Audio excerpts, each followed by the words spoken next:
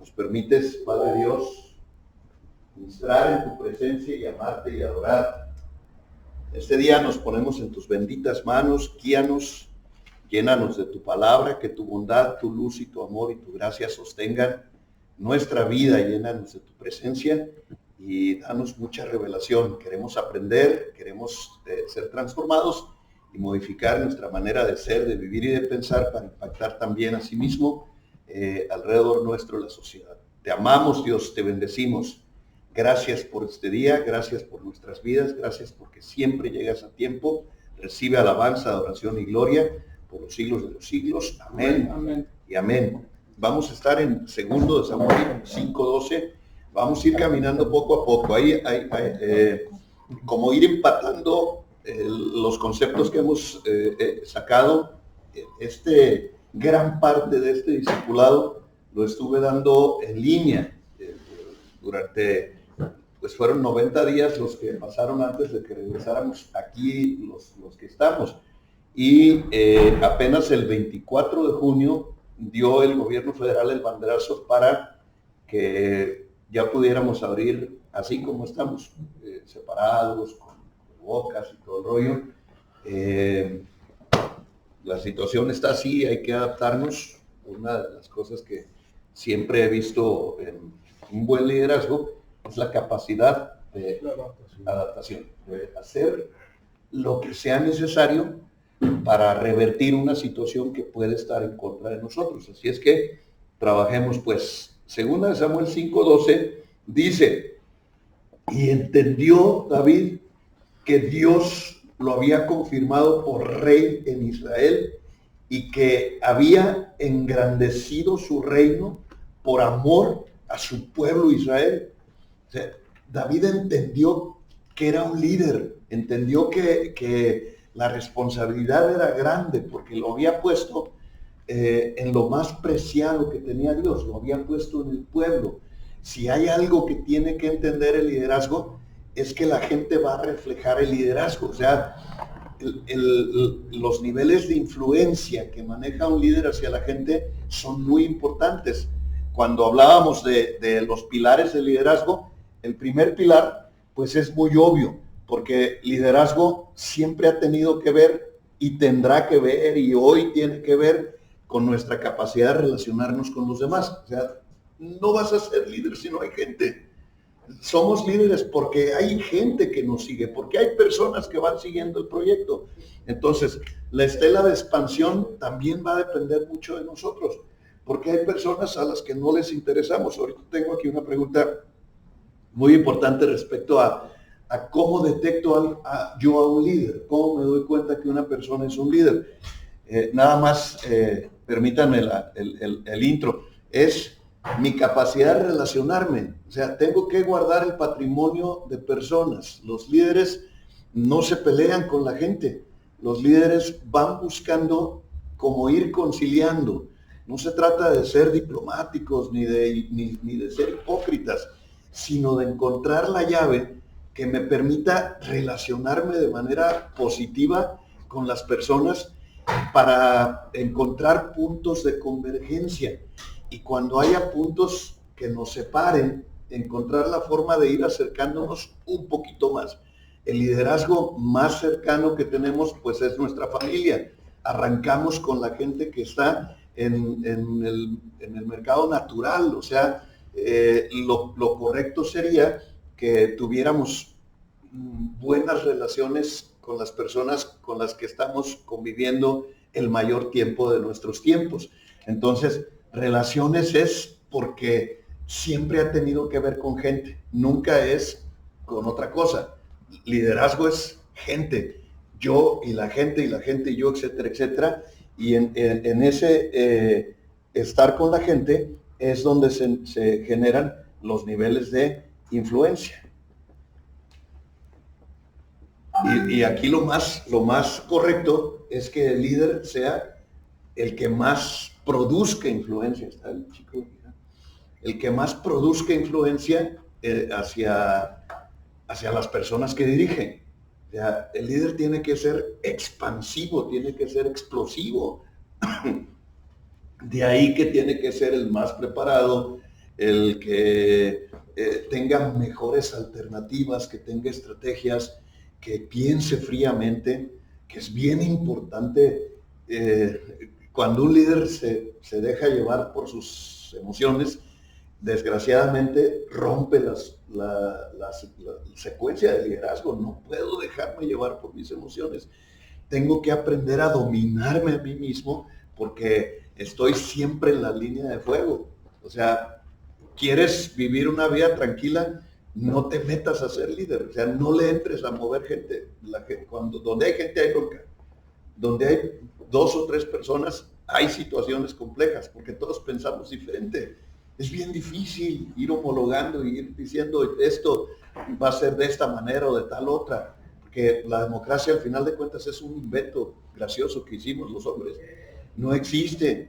Si tan solo dijéramos, queremos pintar este lugar, les he dicho ese ejemplo muchas veces, nos vamos a encontrar con 10 colores si hay 10 personas, nos vamos a encontrar con opiniones encontradas, completamente diferentes, porque cada quien tiene su forma de ser, su manera de actuar, lo que le gusta, lo que no le gusta, y si nos metemos a situaciones complejas, su carácter, su temperamento, su identidad, su personalidad, todos somos diferentes. Entonces, el líder tiene la obligación natural de ser el más fuerte, y para ser el más fuerte no necesariamente tiene que ser físico. O sea, el más fuerte o la fuerza más importante es la fuerza espiritual de las 3, porque siempre hablamos en 3, porque somos 3 en 1. Somos un espíritu, somos un cuerpo y somos una mente. El espíritu tiene que ser muy fuerte. Cuando el espíritu es fuerte, es cuando tú eres el que le da ánimo a la gente, porque el ánimo se infunde, el ánimo, vaya, se sopla, no me lo tome mal, pero cuando la gente voltea a ver un líder en una situación compleja y el líder está sereno, la gente se serena. ¿Por qué? Porque estás emanando esa serenidad. Esa es la fuerza espiritual. Es como las mamás de antes, que por más compleja que estuviera la situación, guardaban el temple. Se sentía seguridad cuando ellas estaban y se sentía muy inseguro el hogar cuando no estaba quien llevaba la batuta o la voz cantante en el hogar. Entonces, hay que tener fuerza espiritual, y el espíritu, sin duda, sí estoy convencido de que los problemas y las situaciones más difíciles de la vida son las que hacen fuerte nuestro espíritu. Y esa es una fuerza que tenemos que reflejar constantemente hacia los demás. Y produce influencia, porque el líder marca el ritmo de las organizaciones. El líder marca el ritmo del hogar, el líder marca el ritmo del país, el líder marca, o sea, estamos como en un concierto donde yo voy a concertar, donde yo voy a marcar el ritmo. Un líder dinámico siempre va a tener gente muy dinámica a su alrededor. Si es pachoncito, pues va a tener gente tranquila. Si es gritón, la gente gritona es la que va a estar más conforme o segura con él. Estamos constantemente manifestando la fuerza de nuestra esencia, y luego viene la fuerza mental, y la fuerza mental tiene que ver con el control del cuerpo. Cuando yo logro controlar con mi razón la emoción, que fue el punto donde nos quedamos la semana pasada, le llaman inteligencia emocional. Daniel Goleman descubre la inteligencia emocional en la década de los 90, proyectando ya hacia el 2000, hacia el año 2000, y que es el control de las emociones con la razón. Lograr controlarme. Y David era muy bueno para eso, porque tenía al suegro persiguiéndolo. Y normalmente, si alguien te tira un golpe, la tendencia es que tires otro o chilles, depende de quién seas. Y él no, le tiraba el golpe y el tipo no lo contestaba. Y eso es bien complicado, porque hay veces el golpe es mental.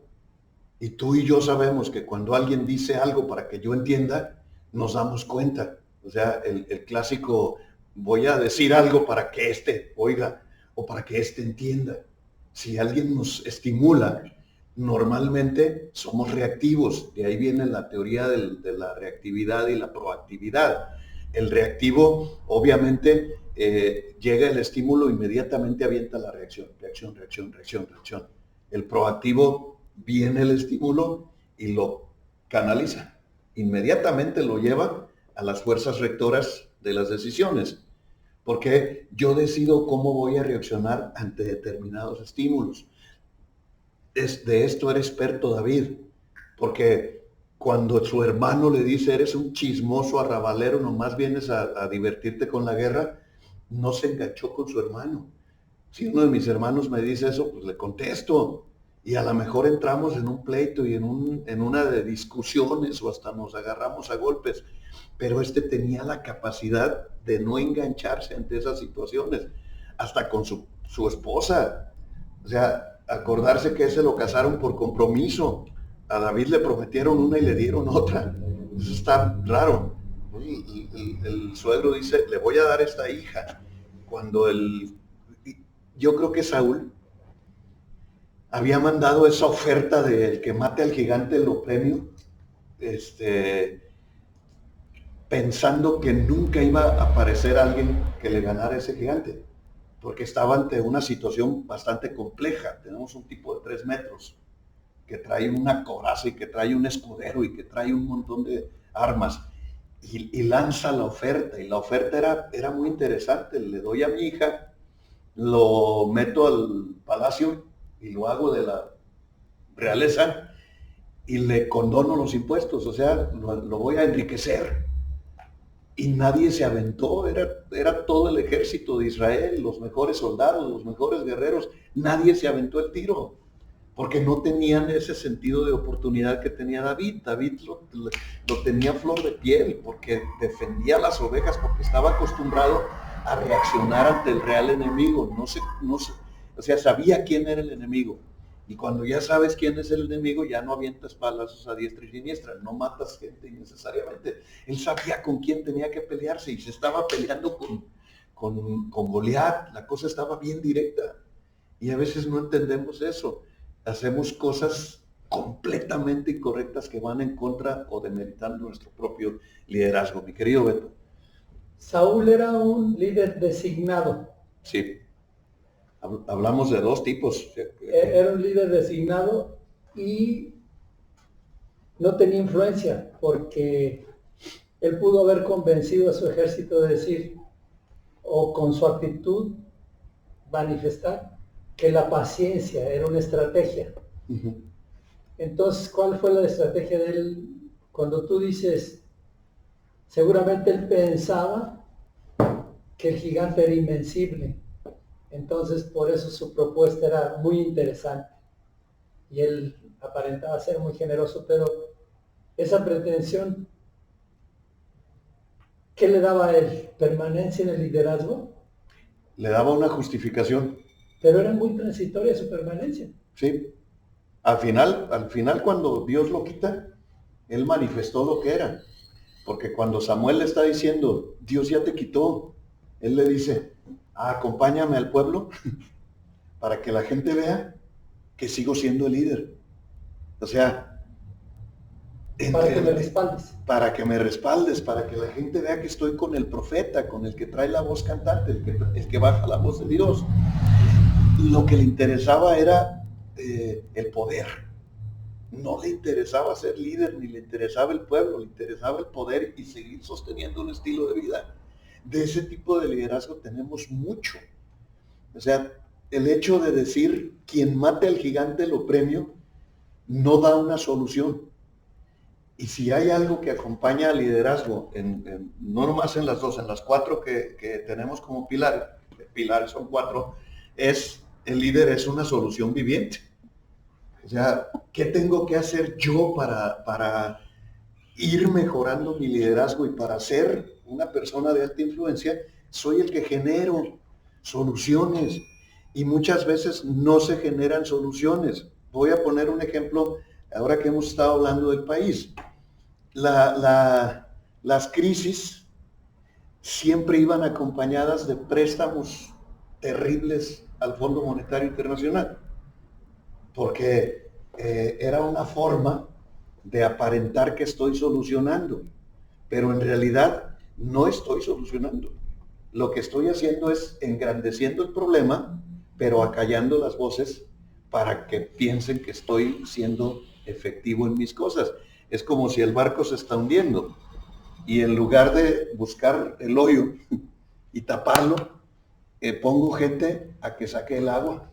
Entonces tengo gente que ya tengo, y me paro y les digo, ya tengo 10 personas sacando agua, no se preocupen. Lo mismo está ocurriendo con esta situación. Desde que esto empezaba, yo le decía a mi esposa, lo que tenemos que estar buscando es una solución, porque lo que están haciendo es tapando el hoyo. Conocemos esa expresión. Yo me acuerdo hay una copla española que yo aprendí en tiempos de secundaria, que dice: el señor Don Emeterio, alcalde de un pueblo agreste, tomó formal y muy serio medidas contra la peste. ¿Cómo? Ensanchando el cementerio. O sea, hay peste, ensanchó el cementerio. Eso es lo que están haciendo. Y no estoy hablando de México, estoy hablando de las naciones. O sea, tengo más hospitales. Discúlpame, pero no es una solución. Tener más hospitales confunde a la gente, porque la gente luego dice, no, sí, fulano sí la está haciendo porque tiene más hospitales. No, no queremos más hospitales, queremos menos enfermos. O sea, el problema es que en los puestos de poder, como los tenía Saúl, es más fácil engatusar. La gente lo escucha por el poder y por lo que significa. No lo escucha por su capacidad de liderazgo, porque casi siempre el líder parece un loco cuando hay alguien con poder, porque ese con poder compra, y el que trae una solución solo trae palabras. Entonces necesitamos emparentar mucho o hacer más delgada la línea entre autoridad y poder, porque el poder hace porque posee.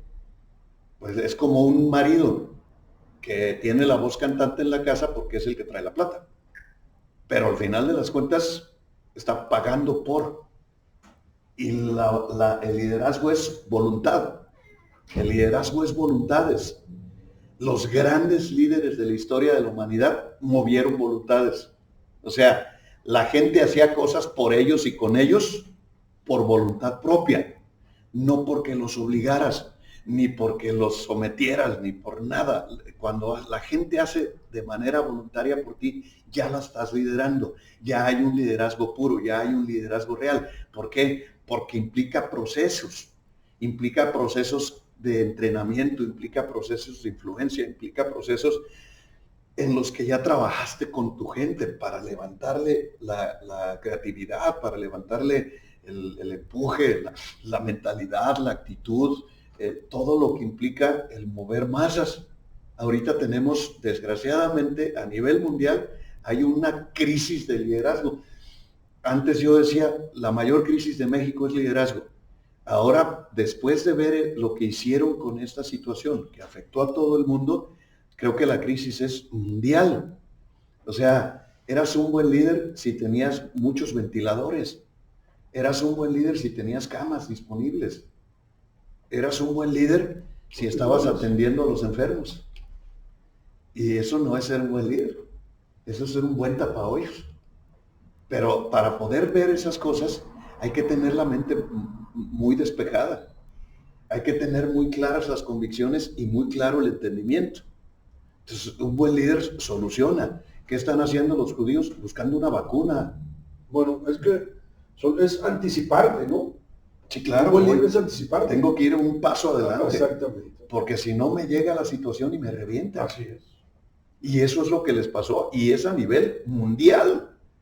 Entonces, dicen, fulano hizo muy bien las cosas contra el COVID-19. ¿Qué hizo? Tenía hospitales y tenía camas y tenía ventiladores y tenía respiradores. Mira qué gran cosa hizo. O sea, prolongó el problema. Empobreció más el pueblo. Claro que nos empobrece porque tantos millones de pesos, de dólares, de euros gastados en tecnología para curar. Es decir, están trabajando al revés, pues. El trabajo real del líder es dar soluciones completas, reales, que digas, vencí esta enfermedad, es lo que hacían antes. Por eso tenemos vacunas para la sarampión, la viruela, el ébola. Todas las otras pandemias fueron tratadas buscando ese antídoto que quitara el problema, no que lo expandiera. Y ahora, para ellos dar una buena solución, y hablo a nivel mundial, es decir, quédense en su casa. No fuimos diseñados para eso. El domingo murió un pastor. Una semana antes, igual que yo, abrió la congregación. Ese día se contagió de COVID-19.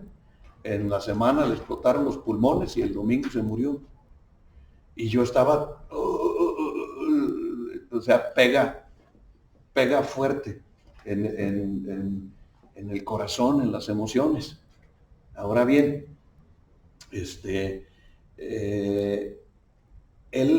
él abrió, él hizo lo correcto en cuanto a, son las medidas que nos están dando.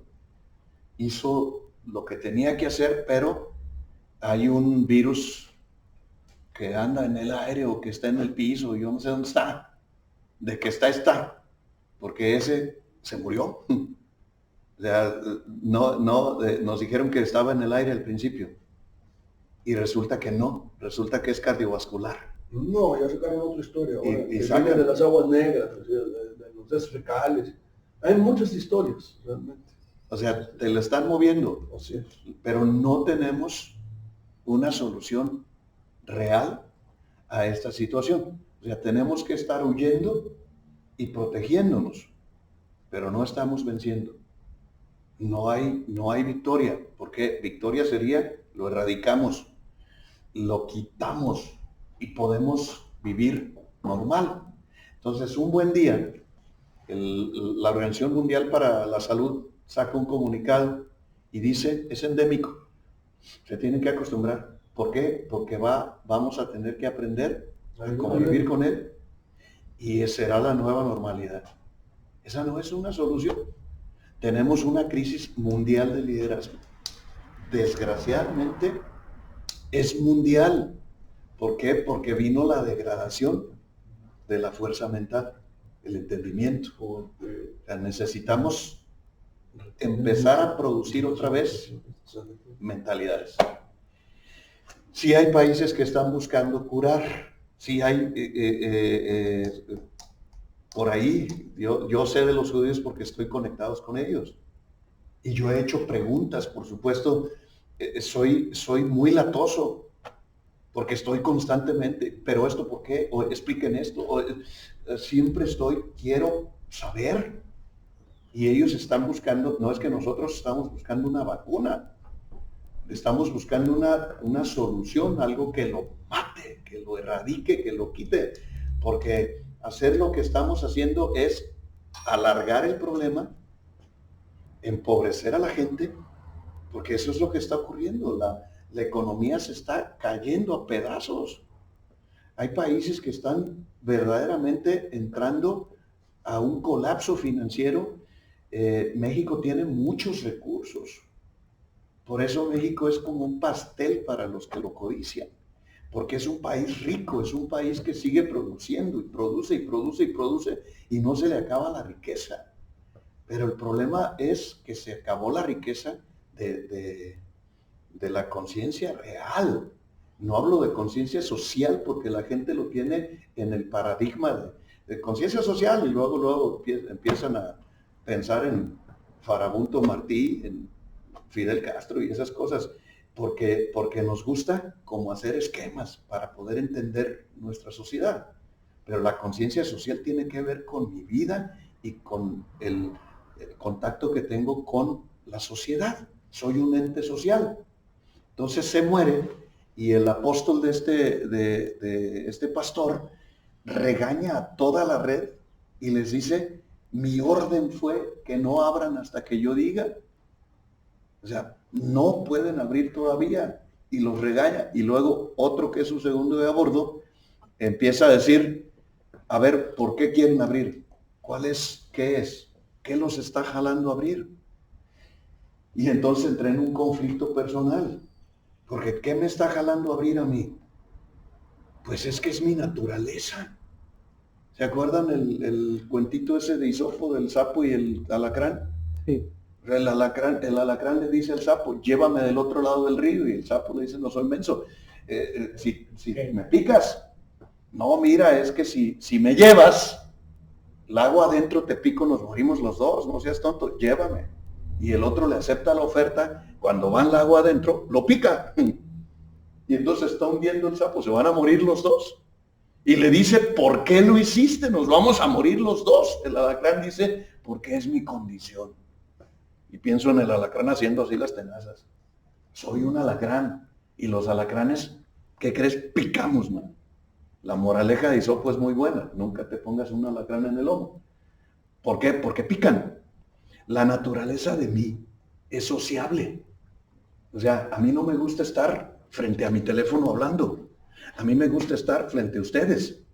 Mi naturaleza es ser social, mi naturaleza es tener amigos, mi naturaleza es amarlos, mi naturaleza es tener una buena charla con ustedes, poder saludarlos, mi naturaleza es abrazarlos. O sea, no estamos hablando de intereses mezquinos. Cuando la persona no es mezquina, no le tienes que buscar intereses mezquinos, porque no lo es en todo su comportamiento. Entonces, ¿qué quiero yo? Quiero a la gente. Tenía por ahí un discurso que decía, necesito oídos. Cuando Friedrich Nietzsche está escribiendo Zaratustra, Zaratustra sale de la cueva y lo primero que le da es el sol. Y dice, el librito ese, es un libro polémico porque genera el holocausto. O sea, Hitler lo lee y lo interpreta a su manera, en la historia que no se cuenta. Pero el tipo sale y ve el sol y le grita, sol, ¿qué sería de tu felicidad si aquellos a los que iluminas te faltasen? Te cansarías de tu luz. Y empieza él a decir, ¿y yo qué sería de mí sin los humanos? Porque yo lo que necesito es oídos humanos que me escuchen, necesito réplica. O sea, la naturaleza del ser humano es salir. Y se enojan porque salimos, pero la naturaleza es salir. Y entonces, sí, pero hay que valorar la vida y hay que valorar la salud, y empiezan a ponderar una serie de situaciones que las entiendo perfectamente y estoy de acuerdo, pero no está la búsqueda de las soluciones. O sea, sigue la carencia de un líder que empiece a buscar una respuesta que satisfaga realmente a la sociedad y que corrija realmente. Porque no podemos ensanchar el cementerio, porque esa no es una solución. O sea, hay decisiones que no solucionan, hay decisiones que no provocan nada, y nuestras decisiones como líderes tienen que ser expansivas, tienen que producir algo, tienen que traer respuestas, tienen que traer un cierto nivel de satisfacción a la sociedad, tiene que haber en suma. Lo que el líder es sinónimo de soluciones. Por eso la gente lo sigue, porque acá es, en Primera de Samuel, en el 16.1, creo que estamos cerca, nomás trasladémonos un libro hacia atrás. En el 16.1 le dice Dios a Samuel, ¿hasta cuándo llorarás a Saúl habiéndolo yo desechado, para que no reine sobre nosotros? Llena el cuerno de aceite y ve y unge un rey. Y luego, en el versículo 3 le dice, llama a Isaí al sacrificio y yo te enseñaré lo que has de hacer y me ungirás al que yo te diga. Estos los quiero unir. Y en el 7 dice, y Jehová le dijo a Samuel, no mire su aspecto, ni lo grande de su estatura, porque yo lo desecho, porque Jehová no mira lo que mira el hombre, pues el hombre mira lo que está delante de sus ojos, pero yo miro el corazón. Me gustó ahí, cuando estoy repasando, porque no puedo venir sin prepararme. ¿Qué miro yo? ¿Qué ves tú? Y me gusta como para ver, ¿qué miras tú? ¿Qué le ves? ¿Cómo dices, fulano es un líder? Ayúdenme. Proactivo. Alejandro ve la proactividad. ¿Qué vemos tú? Anticipativo. Que se anticipe. Es fácil en un grupo ver quién tiene liderazgo. Sí. ¿Qué le ves? Cuando opina y todos voltean a ver qué está opinando. Convencimiento. Voz de mando. Voz Es- de autoridad, Voz de ¿no? autoridad. Les platiqué cómo aprendí yo esto. Yo estoy viendo un video en los tiempos en los que no era tan fácil verlos. O sea, sí había computadoras, pero no había tanta plataforma. Estoy viendo un video de una reunión en un día de la tolerancia, donde están reunidos grandes líderes mundiales en combinación política con los líderes morales. O sea, estaba Rigoberta Menchú, estaba Teresa de Calcuta, o sea, ese tipo de líderes y los políticos, y los tenían como en una cámara. Y entonces se paró el presidente de la República de Estados Unidos, es el presidente Clinton. Clinton es el de la Lewinsky, ¿sí es? Sí. Sí, ese. Lo ubico, ¿ves? Lo que vemos la gente. De la Alcaria. Ese tipo se para y empieza a dar un discurso donde él está diciendo, nos interesa la paz del mundo, dice, que Estados Unidos está buscando que el mundo sea un lugar más grande, y da un discurso que seguramente el que se lo hizo pensó que iba a ser un hitazo, porque tiene ahí a los líderes morales. Y entonces hubo una cosa que nadie vio, según yo. Él dice una frase que hace que la gente explote. O sea, él dice, y lucharemos por la paz del mundial, por ejemplo. Y la gente explota. Y se para Teresa de Calcuta. Se los he platicado eso infinidad de veces. ¡Fum! Se para la viejita. Y todo el mundo se cayó. Es eso que está diciendo Beto. Todos se quedaron ahí. Hasta el presidente se quedó. ¿Qué pasó? Hubo un silencio funesto. Y la viejita levantó la mano y le dijo, usted no está buscando eso. No sea cínico. Usted está buscando los energéticos. Usted está buscando el poder. Usted es un desgraciado. Hasta Anticristo le dijo, y cállese, no tiene derecho ahí, no tiene calidad moral para estar allí. Debería tener vergüenza. Y se sentó la viejita y volvieron a rugir, pero el doble de aplausos. ¡Ah! Y se vuelve a parar y vuelven a callar. Ahí lo aprendí, eso que estás diciendo. Porque todos callaron. Y se acomoda el manto porque se le había atorado. O sea, no se paró a hablar. Y se vuelve a sentar. O sea, cuando el líder habla, los demás se callan. Porque tiene voz de autoridad, tiene voz de mando, tiene se llama magnetismo, Beto. Eso yo le diría magnetismo. Yo he hablado de liderazgo magnético y dicen, ¿estás loco? No, pues se llama magnetismo. Hayas pocos, aunque usted no lo crea. Pero si hay personas que lo tienen, el magnetismo es el efecto de los imanes ante los metales. Porque ese es un líder, llama la atención, jala.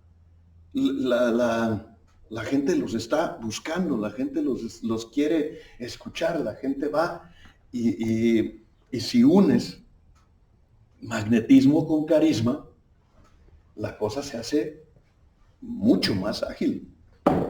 Imagínate, aparte de tener ese magneto, es carismático y hace y dice cosas así muy padres. Por eso los líderes que son como flashers no permanecen. O sea, hay gente que permanece, trasciende la historia, se mueren y siguen trascendiendo. Pero hay líderes flashers. De esos, en mi área, por ejemplo, Alex Day tuvo su tiempo y flashó y vámonos. Tony Figueroa, tiempo y flashó y vámonos. Fulano tal, son flashers. Esos no trascienden porque solamente tienen carisma. No tienen magnetismo, que es lo que tienen los líderes que pasan los siglos y ellos siguen. El magnetismo que tenía Jesucristo, que ya pasaron 2020 y tantos años y Jesucristo sigue siendo el rey. Sigue siendo el líder, sigue siendo la voz cantante, sigue siendo el líder más escuchado, el libro más vendido, o sea, sigue siendo un líder, y así hay muchos. Cuando el liderazgo es, ahorita hay uno que se llama Carlos Muñoz, es un cuate que aparenta ser muy millonario según él y maltrata a todos. O sea, hace sus conferencias maltratando a todos. Entonces lo veo y dijo, este no sé ni por qué lo contratan, es un flash. Y ese no es liderazgo real, eso es estar de moda. O Daniel Javid, o ese tipo de líderes. Pero el japonesito ese colombiano, son gente que flashea. Lo interesante de ser líder es que tu discurso esté cerca de tu vida, sea muy congruente. Por eso existen leyes de liderazgo. La ley de la congruencia se llama.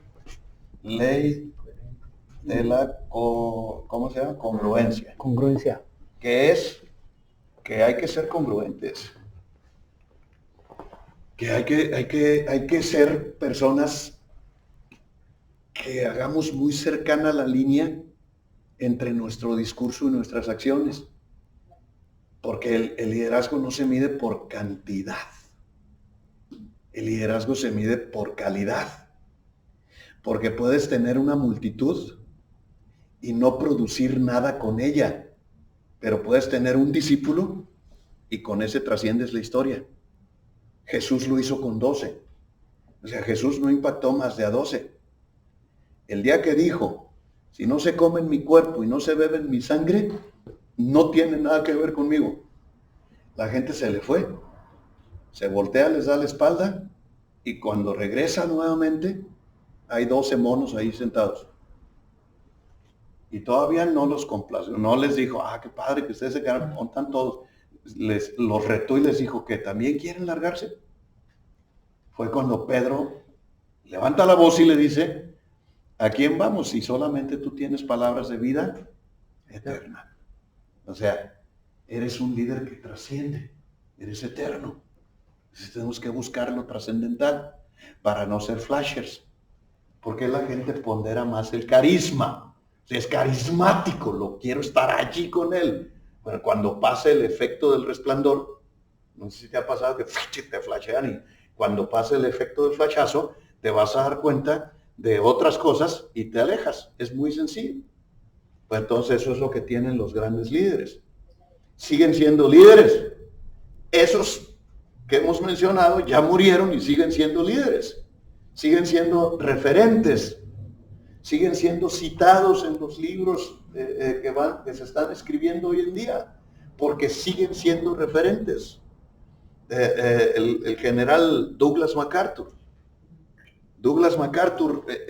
Después de la Segunda Guerra Mundial, es invitado por Harvard a hacer una conferencia. Winston Churchill. Churchill es Churchill, gracias. Churchill es invitado a dar la conferencia y él va a dar la conferencia y se tarda 2 horas en salir y la gente está en la explanada esperándolo. 2 horas y el tipo sale y les dice, nunca se rindan. Y se mete y la gente aplaude otras 2 horas. Ese no es un líder magnético, que lo que diga está bien. ¿Por qué lo que dice está bien? Porque tiene credibilidad. Y eso lo tienen pocos. En todas las áreas, Credibilidad. Porque Beethoven sigue siendo Beethoven. Pero entre Beethoven y nosotros hay como 100,000 millones de músicos. O sea, hay un compositor y hay como 10,000 intérpretes. Pero hay uno que es el que tiene credibilidad, el que tiene voz cantante, el que tiene voz de mando, el que va a impactar. No más hay uno. Sí, además sientan un precedente. Lo pongamos. Precedentes. Hacen un rompimiento en la historia. Obviamente la referencia más fuerte sigue siendo Jesucristo, antes y después. Él partió la historia. Hasta los ateos dicen antes de Cristo, después de Cristo. Y ahora ya le cambiaron, ya le están cambiando. Antes de nuestra era. Sí. Y resulta que nuestra era es Cristo. Y antes de nuestra era es antes de Cristo. O sea, siguen diciendo lo mismo. pero al final de las cuentas sí marcan un precedente. Por eso son tan impactantes. Todavía, cuando llegas a Israel, está lo formal. O sea, lo formal es, llegas a un lugar donde es la aduana, el puerto de entrada, y ahí está el bienvenidos al Estado de Israel y todo el protocolo. Y en cuanto sales de ese lugar, ya te bolsearon y ya te hicieron todo lo que quisieron, y entras al aeropuerto en sí, hay un letrero que dice Jerusalén, ciudad de David. O sea, David, del que estamos hablando. ¿Cuántos años? 4,000 años y tantos. David sigue siendo el referente de Israel. Como puede ser un referente en México, a quien tú digas o a quien tú quieras. El otro día estaba escuchando un tipo que decía que José López Portillo era el mejor presidente de México. De un chaval que estaba dando su conferencia porque quiere postularse. Y yo digo, bendito, no vivió.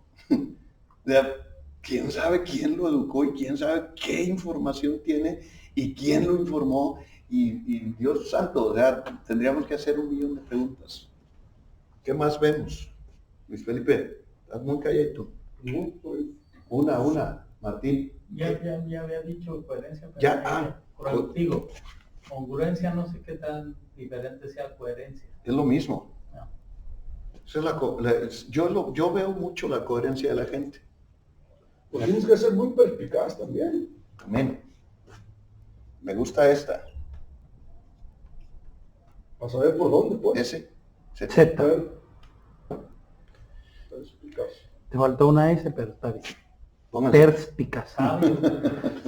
Amén. Sabio. ¿Qué vemos?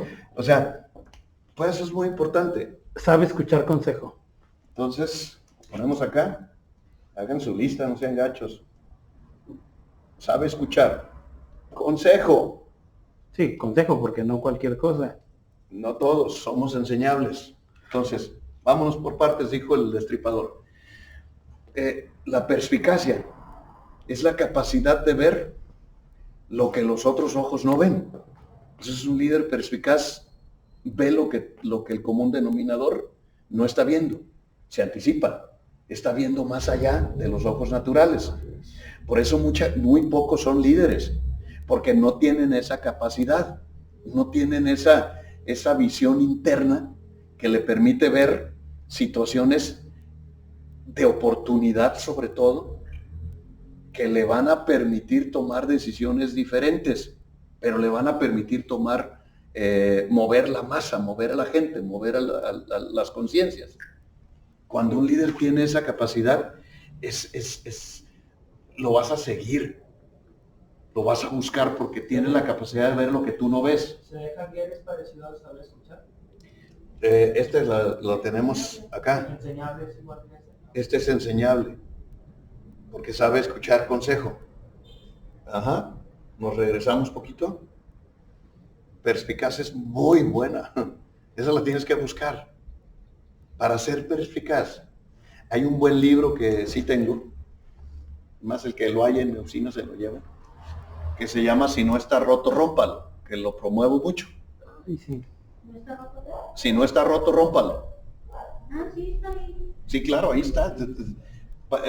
Para mí es difícil de leer porque es viejo, es ochentero, pero cuando lo sabes leer, lo que el autor te está diciendo es rompe tus estructuras mentales, porque las estructuras mentales te hacen ver lo que tú ves, no la realidad, porque estás viendo de acuerdo a la lupa de tus ojos. Y para poder ir más allá y poder trascender la mentalidad del común denominador, hay que romper tu estructura para ver una realidad aparte, una realidad diferente, una realidad de oportunidad, una realidad que permita el avance, que permita el progreso, que permita que no nos quedemos atorados, que no estemos en la mediocridad, que estemos avanzando, que produzcamos, que no nos conformemos con lo que ya hicimos, con lo que ya logramos. Entonces, un tipo de mentalidad es la perspicacia. Durante la década de los 90 fluyó mucho la enseñanza respecto a eso, porque la naturaleza del ser es establecerse, es hacerse nómada. Ya la hicimos, es la mentalidad de Pedro y Juan en el monte, que le dijeron al Señor: vámonos quedando aquí, estás resplandeciente, y aquí está Elías, y aquí está Moisés, hagamos unas enramadas, nos quedemos aquí. Y ese nos quedemos aquí se descabechaba toda la humanidad, porque si Cristo no baja y no muere en la cruz, tú y yo nos condenamos. Pero Cristo les rompió el esquema. Inmediatamente le dieron en la torre a la revelación, pues. Entonces pudieron haberse quedado más tiempo, pero ellos tenían intenciones incorrectas. Tenemos que aprender a romper estructuras. El éxito de ayer es el de ayer. Tienes que buscar el de hoy. Eso es perspicacia. El éxito de tu trayectoria es tu trayectoria. Pero la trayectoria no termina hasta que te mueres. Entonces sigue inventando, sigue haciendo, sigue produciendo. Sigue viendo qué más aprendo, qué más logro, qué más hago, por dónde voy a trascender ahora mismo. Entonces son creativos. Altamente creativos. Pues están viendo realidades más allá de la realidad. Lo que decíamos, un paso adelante, siempre voy adelante. Y estoy produciendo primero que los demás. Son esos líderes perspicaces los que dicen: hace falta esto en la sociedad, ¡pum!, lo sacan. Y luego surgen todos los repetidores. ¿Qué tiene que ver el que sea visionario? Van de la mano, porque perspicacia tiene la palabra visión allí en su raíz etimológica. Es el visionario. Se adelantan aquello que aún no está. No existe. O sea, lo van a ver con los ojos de la mente. Les he hablado de la doble creación. La doble creación es utilizar los ojos de la mente, los ojos espirituales, y ver por dentro.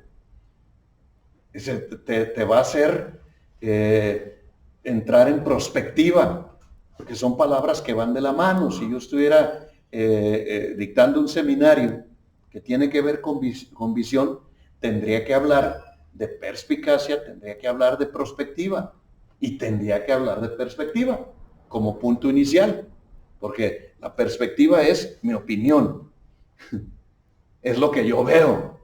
O sea, yo digo, es mi perspectiva de la realidad, pero hay una prospectiva que no es lo que veo la realidad, sino la realidad que viene y no existe.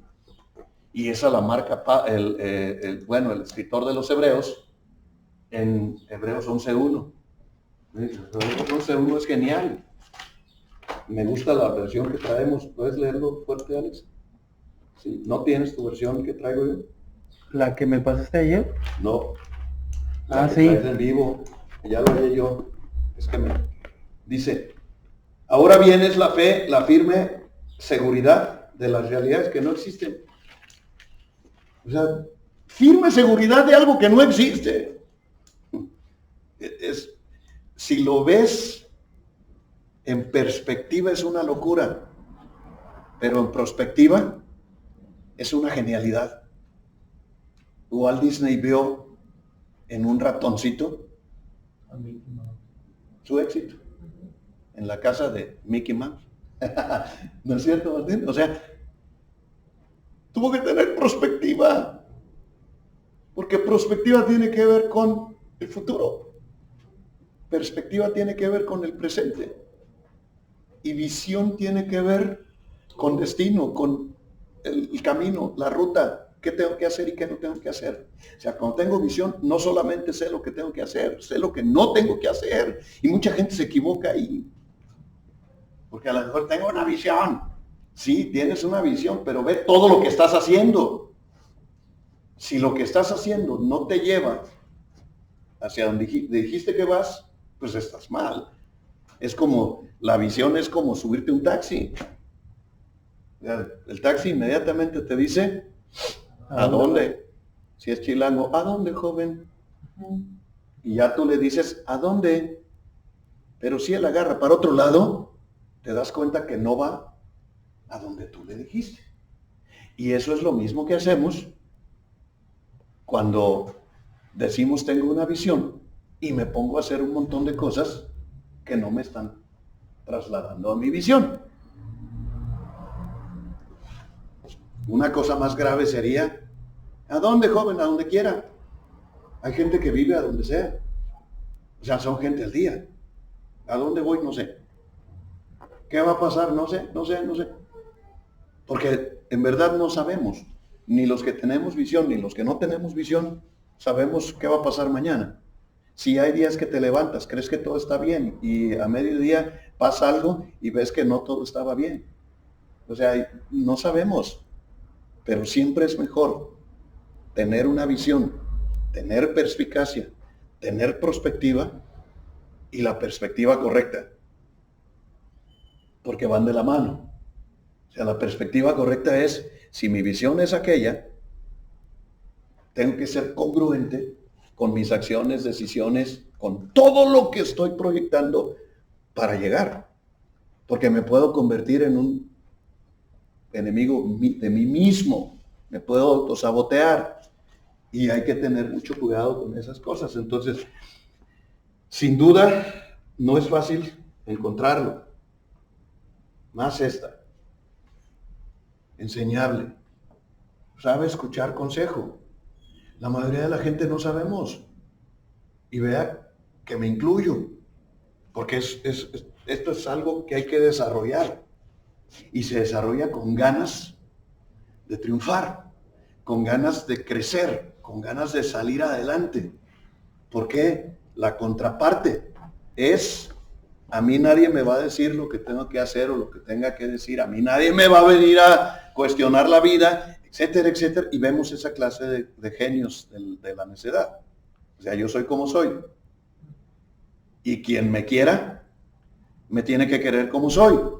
Y lo único que estamos es diciendo, soy un necio de patente. O sea, hasta yo mismo lo estoy diciendo. Porque podemos irnos transformando, podemos ir modificándonos, podemos ir creciendo. Dice Proverbios que en la multitud de consejeros hay sabiduría. Multitud, no dice uno, no dice ten dos, multitud. Entonces, ¿qué tengo que hacer? Tengo que vaciarme para poder aprender. La mayoría de las veces yo aplico lo siguiente. En la mañana, a las 7 de la mañana, tuvimos culto en Torre Fuerte. Entonces, a las 7 de la mañana estábamos conectados. ¿Y qué hago yo cuando estoy conectado a las 7 de la mañana? Me vacío. ¿Por qué? Porque tengo que entender que cuando estoy aquí, soy el que enseña. Pero cuando estoy ahí, soy el que aprende. O sea, es una cuestión conceptual. Entonces, muchas veces no tiene que ser como en esta parte discipular. Muchas veces yo veo la experiencia, las canas, el aprendizaje, la sabiduría. Yo veo la experiencia, las canas, el aprendizaje, la sabiduría. La veo y me quito el sombrero. ¿Por qué? Porque estoy ante alguien que puede enseñarme algo, que puede sacar de su experiencia o de su educación o de su formación. ¿Se acuerdan los 3 áreas? Las vimos al principio de esto. Puedo sacar de una de esas 3 algo que beneficie mi liderazgo. Y puedo seguir creciendo. Alguien dijo que la gente se muere cuando deja de aprender. Porque según esta teoría, lo primero que se muere es el cerebro. O sea, el cerebro es el que manda las señales. Si el cerebro ya no manda la señal. Ahora, yo muy sabio, fíjate, ¿por qué hay que ser enseñable? Alguien estaba dando una conferencia de esto, pero en el área médica, o sea, era área médica. Yo trabajaba ahí en la Facultad de Medicina de la Autónoma. Y alguien estaba dando la conferencia y yo le dije, ¿qué cuando hay un paro cardíaco? Y volteó y me dijo, no eres médico, ¿verdad? No, entonces cállese la boca y déjeme seguir con mi conferencia. Porque el paro cardíaco es precisamente, mando la señal y la señal es interrumpida por algo. Ya después me lo explicó en la mesa. O sea, hay veces es mejor callar para aprender. Pero hay veces es bien importante sacar para dar. O sea, tenemos que estar evaluando. Y eso nos hace líderes, porque la gente común vive tranquila, no le pasa nada. Es como lo que nos has dicho de David. Él sabía la postura en la que él estaba dentro o fuera del reino. Si estaba fuera, él era su esencia, pero dentro respetaba a sus autoridades y a su consejero, a su maestro, a su mentor. Y es igual aquí, ¿verdad? Puede ser una interpretación, porque soy capaz de contextualizar para poder saber dónde es prudente y dónde no es prudente, dónde sí puedo y dónde no puedo, dónde debo y dónde no debo. Entonces, otra característica será ser prudente, un líder prudente. Sí, la podemos poner, porque es una característica, pero es bien importante la pregunta inicial. ¿Qué ves tú? O sea, la pregunta inicial es, ¿por qué te haces seguidor de alguien? Si cuando íbamos a las conferencias del doctor Rivas en LUNAM, yo me gustaba separarme de mi grupo y luego me tachaban de todo lo que te puedas imaginar. Hasta alguien me dijo, es que no sabes hacer equipo. ¿Por qué me separaba de mi grupo? Porque cuando iba a escuchar a ese tipo, iba a escucharlo a él y a tomar nota y a sacar mis conclusiones. Y la mayoría no está en lo que tiene que estar. Estaban cotorreando, estaban opinando, estaban criticándole, un montón de cosas. Mira, también hay que ser un buen seguidor. Si el líder cuando habla, los demás se callan, para poder llegar a ser un buen seguidor, es decir, un buen líder, también tienes que aprender a callarte cuando está hablando el líder, mi líder, porque no me conviene, porque estoy jugando otro rol, otro papel. Alguien le quiso dar su opinión a Laurence Olivier sobre Shakespeare y volteó y le dijo, ¿cuántas obras ha hecho usted de Shakespeare? Ni una. Entonces cállese el hocico, dijo. No, cállese, le dijo. Eso es el que sé. No, tenemos que contextualizar y esto es algo para desarrollar. Y es para desarrollar y desarrollar constantemente en la vida. Es como ir buscando un formato de vida. ¿Qué más vemos? Ahí atrás no han opinado. Yo ya dije creativo. ¿En serio? Por la mamá no. Entonces un líder es creativo. O lo que yo veo en un liderazgo es creatividad. Bueno, la creatividad forma parte del ADN de todos. O sea, no hay una sola persona que no haya hecho algo por sí mismo. Sí. Puede ser alegre. Alegre, claro. A mí me gustan.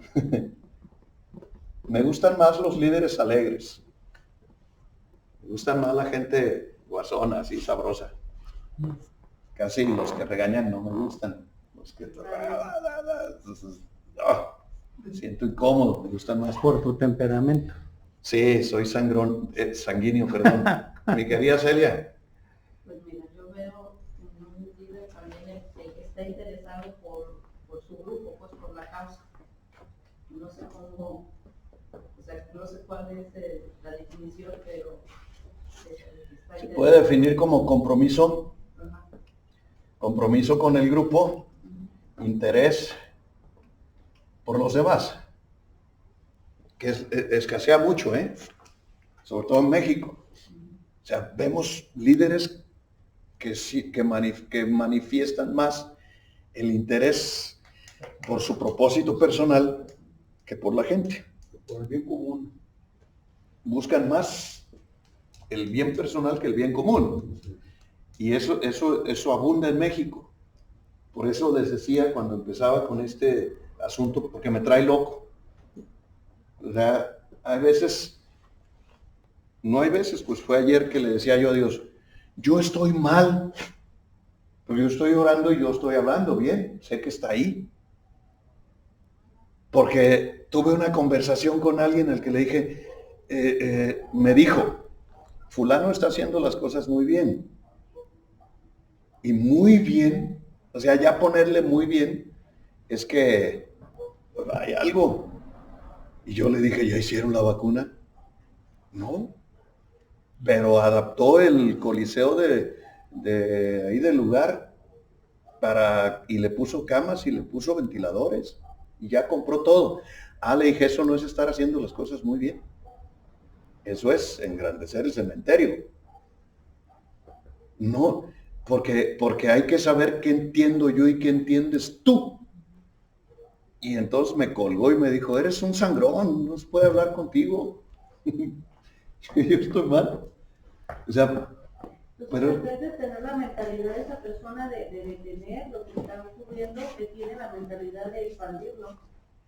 sí es Está pero, preparando el área, se está ensanchando para que la gente la está viendo enferma ya, es la visión que tiene.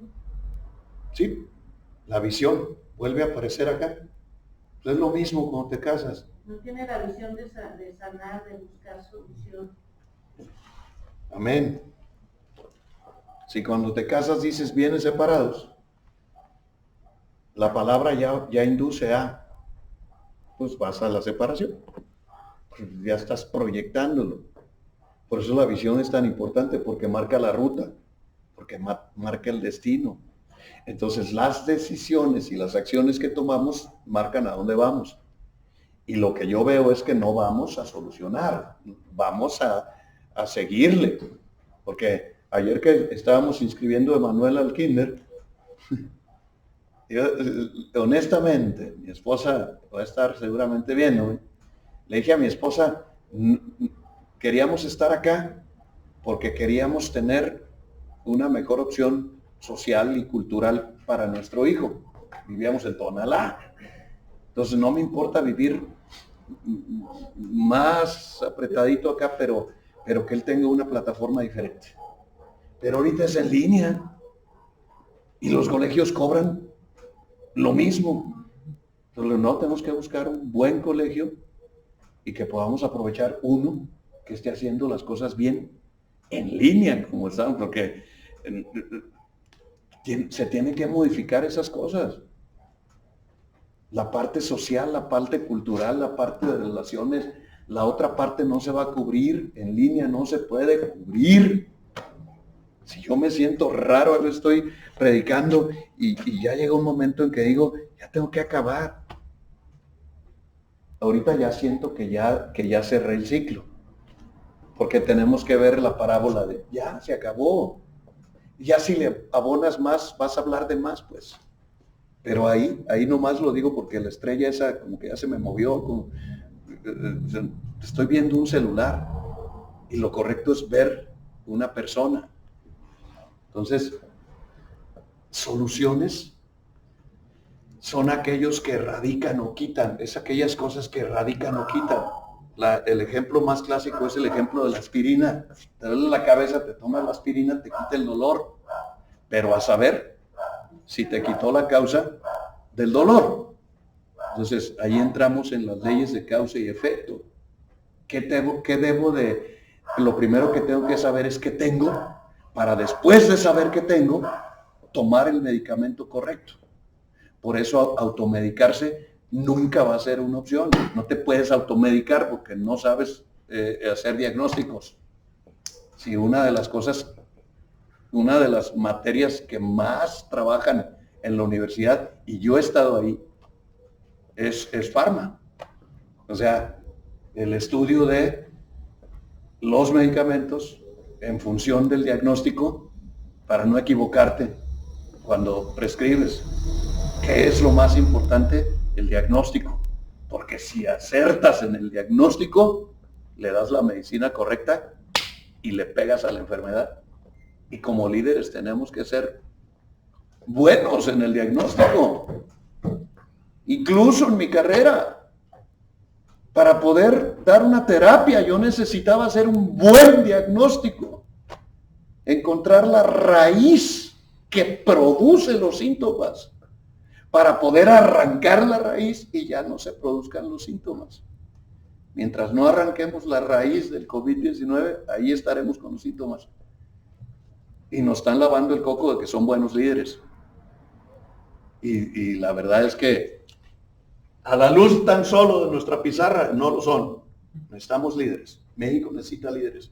México necesita urgentemente gente con valores. Necesita urgentemente gente con principios. Necesita que la gente con principios y valores tome el valor de hacer las cosas que tiene que hacer, sin politizar, sin hacer una revolución, sin derramar sangre, como Mahatma Gandhi. Es un líder de alto calibre. Mahatma Gandhi logra la independencia de su nación sin disparar una sola bala de fusil y sin derramar una sola gota de sangre, porque fue una guerra ideológica. Entonces, ¿qué necesita surgir? Mentes creativas, mentes que estén llenas de algo más, mentes que vean una realidad aparte. Vuelvo a la perspicacia. O sea, no veas la realidad, porque te vas a deprimir. Porque de verdad ver la realidad es muy crudo. Ve lo que puedes lograr para sustituir la realidad. Vamos a buscar soluciones. Y vamos a empezar, en mi área es el área espiritual. Y en el área espiritual empiezo por mí mismo. ¿Cómo puedo producir las soluciones que traigan beneficios y cosas correctas a mi vida? Que me transformen y que transformen mi casa, mi círculo de influencia. Donde sí hay gente que me escucha, donde sí hay gente en la que puedo influir y modificar realidades. ¿Cuántos dicen amén? Vamos a orar y vamos a pedirle a Dios que nos llene de su presencia y que su palabra nos unja y que podamos, con esto tenemos un montón de chamba. O sea, enunciamos virtudes que si practicamos, cambiamos México, cambiamos un país, cambiamos una realidad, modificamos muchas cosas, pero el trabajo va de lo particular, de lo específico a lo general. Es específicamente quién tiene que cambiar en México. Yo. Si yo empiezo y las demás conciencias se unen y dicen yo, entonces le pegamos a México desde el núcleo hacia afuera, no al revés. Lo quieren cambiar desde afuera y desgraciadamente con esos intereses mezquinos, con esa incongruencia, con ese busco nada más mi beneficio, con esas cosas que nunca van a dar como resultado una sociedad digna. David supo hacer eso con Jerusalén. David hace que un reino que tenía su segundo mandato se convierta en la potencia mundial más importante de su tiempo. Lo logró. ¿Cómo? Con la gente. Nunca fue sin la gente. ¿Y con cuál gente? Con la que estaba a la mano. O sea, nunca los escogió tampoco, sino que la gente que llegó a él la transformó. ¿Cómo la transformó? Con valores espirituales y morales. Vamos a orar. Padre nuestro, te damos alabanza, toda la gloria a ti, todo el honor, porque eres bueno, fiel, santo y verdadero. En esta hermosa mañana queremos pedirte, nos llenes de ti, que tu Espíritu Santo produzca en nosotros el querer como el hacer, y que podamos ir como líderes de esta generación, tomando la conciencia real para sacar adelante la parte que nos toca de nuestra nación, de esta tierra, y que la tierra empiece a sanar, empezando por mí, por mi interior, por la purificación de mis intenciones y de todo lo que internamente ocurre en cuanto a mis emociones, mis pasiones y mis acciones. Señor, bendícenos a cada uno de nosotros. Toma control real de nuestras vidas. Úngenos, Padre, con tu buena palabra y ayúdanos a entender sabiduría. Haznos personas capaces de aprender de todos y de todo.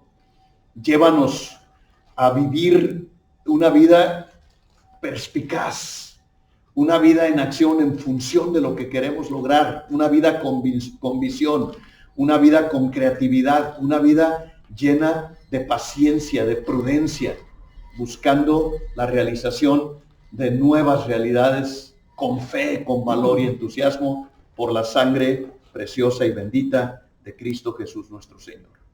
Bendice la ofrenda de nuestras manos. Produce en nosotros, Padre Dios, multiplícala en nuestros negocios, en nuestros hogares.